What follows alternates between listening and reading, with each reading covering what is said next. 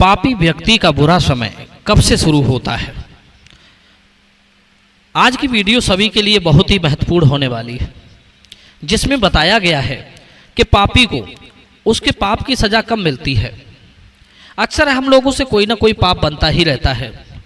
कुछ लोग तो ऐसे होते हैं जिनकी पूरी जिंदगी ही पाप से निर्मित हुई है, उनकी पूरी दिनचर्या ही पाप कर्म से बनी हुई है, जिनका परिवार ही पाप की कमाई से पल रहा है और वे अपने आप को सुखी महसूस कर रहे हैं, जिनके पास धन दौलत की कोई कमी नहीं है।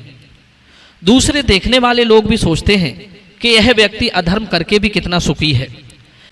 वैसे ही लोग कहते हैं कि पाप का फल बुरा होता है, इसका तो कभी बुरा होता ही नहीं, ये तो दिन दूना रात चौगुना बढ़ता ही जा रहा है। भगवान ऐसे पापियों को सुखी क्यों रखता है? तो आइए आपको सबको समझ में आ जाएगा इस दृष्टांत के बाद। तो चलिए वीडियो में बने रहिए वीडियो की समाप्ति तक। एक बार एक गांव में दो सेठ रहते थे। एक सेठ की दुकान परचूनी की थी और दूसरे की हलवाई की। दोनों की दुकानें आमने सामने थी। उनमें से एक तो बड़ा ईमानदारी से अपनी सौदा बेचता था और दूसरा जो हलवाई था वो दूध में पानी मिलाकर बेईमानी और अधर्म पूर्वक व्यवहार करता था। थोड़े ही दिनों में हलवाई मालदार हो गया और ईमानदार व्यक्ति गरीब हो गया। वो गरीब व्यक्ति हर पंडित ज्ञानी से यही प्रश्न किया करता था कि धन कैसे होता है। उत्तर मिलता था कि धर्म से ही धन होता है।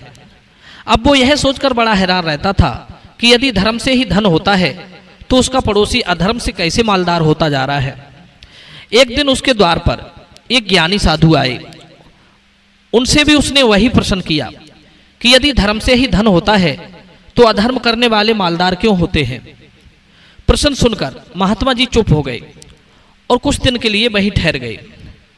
धीरे धीरे कुछ दिन बीत गए।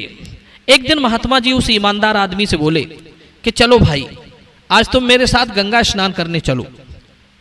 मित्रों, अब तो महात्मा जी के साथ वो ईमानदार व्यक्ति चला गया। वहां पहुंचकर महात्मा जी ने एक आदमी से अधिक गहरा गड्ढा खुदवाया और उस गड्ढे में उस ईमानदार व्यक्ति को खड़ा किया। उसके बाद महात्मा जी ने दूसरे लोगों से उस गड्ढे में जल डालने को कहा। कई लोग घड़ा भर भर कर गड्ढे में जल डालने लगे। 100-200 घड़ा जल डालने के बाद पानी उस व्यक्ति की गर्दन तक आ गया। ईमानदार व्यक्ति बोला, महात्मन, अब यदि 2-4 घड़े और डलवा दिए तो मैं डूबकर मर जाऊंगा। महात्मा जी बोले, यदि 100 घड़ा पानी डालने से तू नहीं मरा तो अब 2-4 घड़े डलवाने से कैसे मर जाएगा। महात्मा जी बोले, चिंता ना करो, मैंने ये सब तुम्हारे प्रश्न का उत्तर देने के लिए किया था। इस जल की तरह पाप जब तक मनुष्य के कंठ तक रहता है तब तक पता नहीं चलता। जब आगे बढ़ जाता है तब दम घुटने लगता है, तभी उसका दुष्परिणाम मालूम पड़ता है। इसी तरह जब अधर्म से अर्जित की गई संपत्ति या तो आग लगने से भस्म हो जाती है या चोर चुरा ले जाते हैं या फिर किसी रोग या मुकदमेबाजी में समाप्त हो जाती है, तभी उसका दुष्परिणाम मालूम होता है। वास्तव में तो धर्म से ही धन की रक्षा होती है। पाप की सजा मिलने में उतना ही विलंब समझना चाहिए जितना भगवान श्री कृष्ण ने शिशुपाल को मारने से पहले किया था। शिशुपाल जब सभा के बीच गाली निकाल रहा था और भगवान कृष्ण मौन खड़े थे, तब सब लोग यही समझ रहे थे कि शिशुपाल का भगवान कृष्ण कुछ नहीं कर पाएंगे। ठीक उसी तरह जब पाप और अत्याचार करने वाला व्यक्ति जब धनवान और सुखी संपन्न बनता जाता है, तब सबको यही लगता है कि वो अधर्म करके भी फलता जा रहा है। भगवान इसे कब दंड देंगे। मित्रों, कहते हैं बुरे का परिणाम बुरा ही होता है। न्याय प्रक्रिया में थोड़ा समय लग सकता है, पर न्याय जरूर होगा।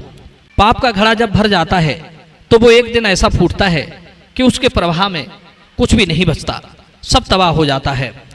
अत्याचारियों के विषय में कहा गया है कि जो दुष्ट दोषी होकर भी निर्दोष लोगों को कुपित करता है, वो सर्पयुक्त घर में रहने वाले मनुष्य की भांति रात में सुख से नहीं सो सकता। जिनका मन पापों में लगा रहता है वे लोग दूसरों के कल्याणकारी गुणों को जानने की इच्छा नहीं रखते। वे हमेशा दूसरों के अवगुणों को जीतने की इच्छा रखते हैं। जो व्यक्ति अर्थ की पूर्ण सिद्धि चाहता है उसे पहले धर्म का ही आचरण करना चाहिए। जैसे स्वर्ग से अमृत दूर नहीं होता, उसी प्रकार धर्म से अर्थ अलग नहीं होता। जो व्यक्ति समय अनुसार धर्म, अर्थ और काम का सेवन करता है वो इस लोक और परलोक में भी अर्थ और काम को प्राप्त करता है। ईमानदारी से कमाया गया धन सदैव हितकारी होता है और पाप से कमाया गया धन व्यर्थ में जाता है। उस धन से आप पुण्य लाभ नहीं कमा सकते। ऐसा धन विपत्तियों को बढ़ाने वाला होता है। इसलिए धर्म अनुसार कर्म करो, सदैव आप और आपका परिवार सुरक्षित रहेगा। मित्रों, वीडियो पसंद आया हो तो वीडियो को एक लाइक अवश्य करना। आप सभी का बहुत बहुत धन्यवाद। जय श्री कृष्ण।